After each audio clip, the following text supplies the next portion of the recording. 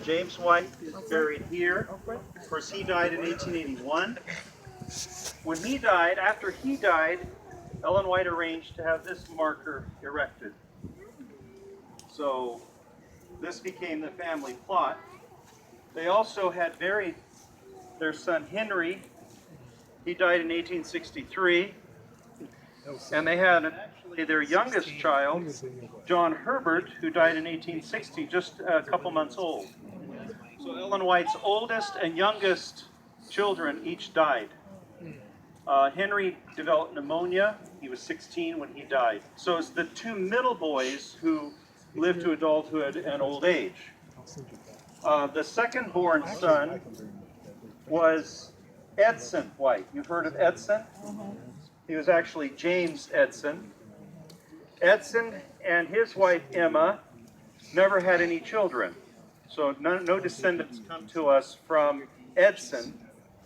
And of course, you know about Edson, who went into the South on the Morning Star and did schools and opened the work for blacks and poor whites in the South, missionary in the South. This is the son of James and Ellen White. And then there's W.C. White, or Willie, as he was sometimes called, William Clarence, who became Ellen White's assistant after James White died. And he worked with her then the rest of her life, and then continued on after her death as secretary of the White estate that she had established to publish and make available her writings. And next to, yes, that's right, next to W.C. White is his first wife, Mary. She died of tuberculosis. They had two children, Ella and Mabel. And then he remarried, W.C. White remarried in Australia while he was down there, an Australian girl who was a bit younger than him, Ethel May, but she went by May.